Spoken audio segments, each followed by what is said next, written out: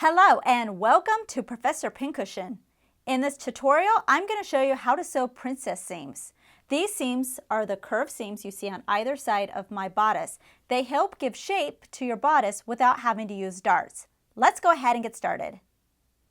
When sewing a princess seam, your bodice is normally going to have a front and then you're going to have a side front. So each of these side fronts are going to be sewn to your front in order to make up the front of the bodice. You'll notice on my side front I have a curved edge with the double notch, and this is going to correspond with this side of my front piece also with a double notch. Now this is a straight edge.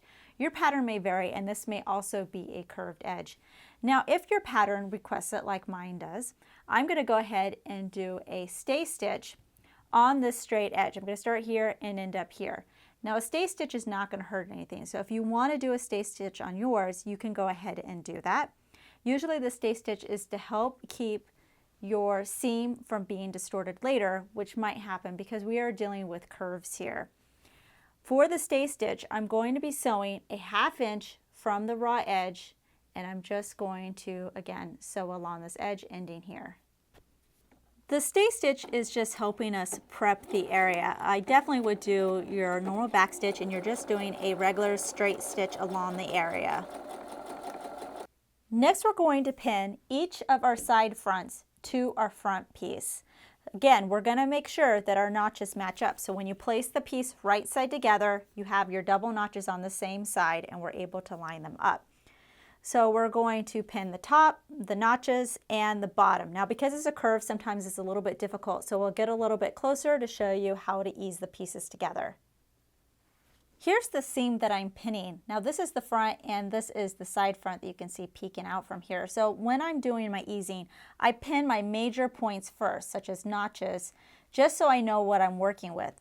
You'll notice here at the end, my side front is sticking out. It's not lining up perfectly with my front. This is because once I have my 5/8 seam allowance, I need to make sure that I have a nice smooth curve up here at the top. So I put a pin about where the 5/8 seam allowance is, and I could test it by opening it up and pretending this is my seam, and then I can see how this is going to go together.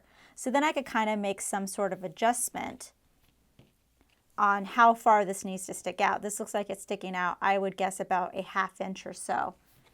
Now for this part here, what I like to do is once I have the major points pinned, I'm going to start in the middle and pin that. And then I'm going to pick my next section and I'm going to start in the middle of this section and pin that and kind of ease everything in between. Now depending on the curve you're working with, sometimes this gets to be really difficult. If you're having trouble easing in your areas, what you can do on the side that you're having trouble with, which would be the front here, use your scissors and just cut a slit. To be careful, you're not cutting into your stitches. You just cut a little slit here above the stitches where you did your stay stitch. And this will split apart and it'll kind of help you pin the corresponding area a little bit better.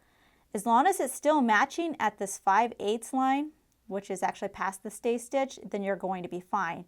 Just sometimes you're dealing with a lot of fabric, so it makes it difficult. So that's just one little trick that you can use. After you have everything pinned together, you can then do your seam, which is on your pattern. For me, that's 5/8 of an inch. Your seam is going to be just a regular straight stitch. Don't forget to backstitch on both the beginning and end of your stitch and make sure you don't have any wrinkles here. Also, if you have a lot of pins because you had to do a lot of easing, it might be preferable to you to actually base the seam first, just so you can make sure that everything's going to be in its place and there are no wrinkles. And once you verify that, then you can go ahead and stitch over your basting stitch.